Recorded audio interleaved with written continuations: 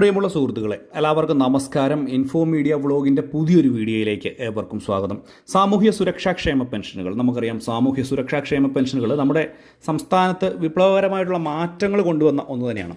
2000 രൂപ വീതമാണ് ഇപ്പോൾ ലഭിക്കുന്നത് എങ്കിൽ പോലും 2500 രൂപയിലേക്ക് പെൻഷൻ തുക വർദ്ധിക്കാൻ പോകുന്നു എന്നുള്ളത് വളരെ പ്രധാനപ്പെട്ട ഒന്നാണ്. 3000 രൂപ വരെയാണ് പെൻഷൻ തുകയുടെ വർധനവ് ഇപ്പോൾ സംസ്ഥാന സർക്കാർ, ഇപ്പോൾ ഭരിക്കുന്ന സർക്കാർ മുൻപ് ഇലക്ഷന് മുമ്പായിട്ട് പറഞ്ഞിരുന്നത്.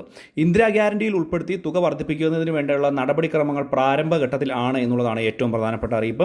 അപ്പോൾ ഇതുമായി ബന്ധപ്പെട്ടുള്ള വളരെ പ്രധാനപ്പെട്ട ചില അറിയിപ്പ് കൂടാതെ ഈ മാസത്തെ ക്ഷേമ പെൻഷൻ തുകയുടെ വിതരണം. അപ്പോൾ എല്ലാവരും വീഡിയോ പൂർണ്ണമായും കാണുക, വീഡിയോ ലൈക്ക് ചെയ്യുക. ചാനൽ ആദ്യമായിട്ട് കാണുന്ന സുഹൃത്തുക്കൾ തീർച്ചയായിട്ടും നമ്മുടെ ചാനൽ സബ്സ്ക്രൈബ് ചെയ്യുക.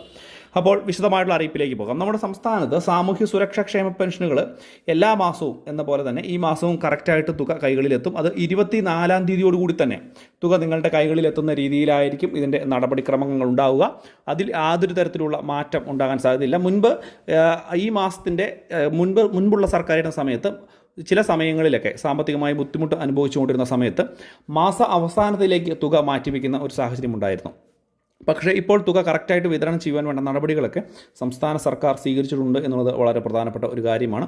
കൂടാതെ ഏറ്റവും പ്രധാനപ്പെട്ട മറ്റൊരു കാര്യം ക്ഷേമ പെൻഷൻ്റെ വർധനവാണ്.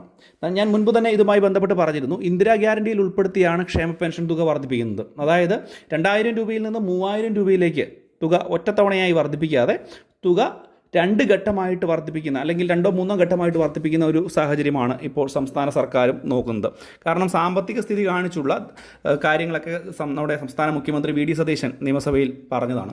അപ്പോൾ എന്തുതന്നെ ആയാലും പരമാവധി അടുത്ത മാസത്തോടു കൂടി തന്നെ തുകയിൽ ഒരു വർധനവ് പ്രതീക്ഷിക്കുന്നു എന്നുള്ളതാണ് ഏറ്റവും പ്രധാനപ്പെട്ട കാര്യം. പക്ഷേ അധികാരത്തിൽ വന്ന് ഒരു മാസത്തിനുള്ളിൽ തന്നെ തുക വർദ്ധിപ്പിക്കുമെന്ന് പറഞ്ഞിരുന്നു എങ്കിൽ പോലും പക്ഷേ ഇതുവരെയായിട്ടും ഇതുമായി ബന്ധപ്പെട്ടുള്ള നടപടിക്രമങ്ങൾ സംസ്ഥാന സർക്കാരിന് പൂർത്തീകരിക്കാൻ സാധിച്ചിട്ടില്ല എന്നുള്ളത് വളരെ വളരെ പ്രധാനപ്പെട്ട ഒരു കാര്യമാണ്. കാരണം ഒരു കാര്യം, അതായത് സ്ത്രീകൾക്ക് സൗജന്യ യാത്ര, ഇത് മാത്രം നടപ്പാക്കാൻ സാധിച്ചു എന്നുള്ളത് വളരെ പ്രധാനപ്പെട്ട ഒന്നാണ്. പക്ഷേ ക്ഷേമ പെൻഷൻ്റെ വർധനവുമായി ബന്ധപ്പെട്ടുള്ള കാര്യങ്ങൾ ഇപ്പോഴും തുലാസിൽ തന്നെ നിൽക്കുന്ന ഒരു സാഹചര്യമാണ് എന്നുള്ളത് പ്രധാനപ്പെട്ട ഒരു കാര്യമാണ്.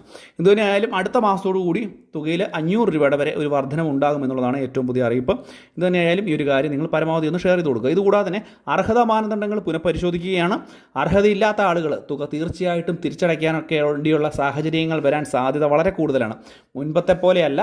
തുക വർദ്ധിപ്പിക്കുമ്പോൾ വലിയ ഒരു സാമ്പത്തിക ബുദ്ധിമുട്ടിലേക്ക് വീണ്ടും സംസ്ഥാന സർക്കാർ പോകും. നമ്മുടെ വീടുകളിലെത്തിയുള്ള ഭൗതിക സാഹചര്യം വിലയിരുത്തി അതിന് ആനുപാതികമായിട്ട് പെൻഷൻ പദ്ധതി ആനുകൂല്യങ്ങൾ കൈപ്പറ്റുന്ന ആളുകളെ പുറത്താക്കുന്ന നടപടി ഉണ്ടാകും.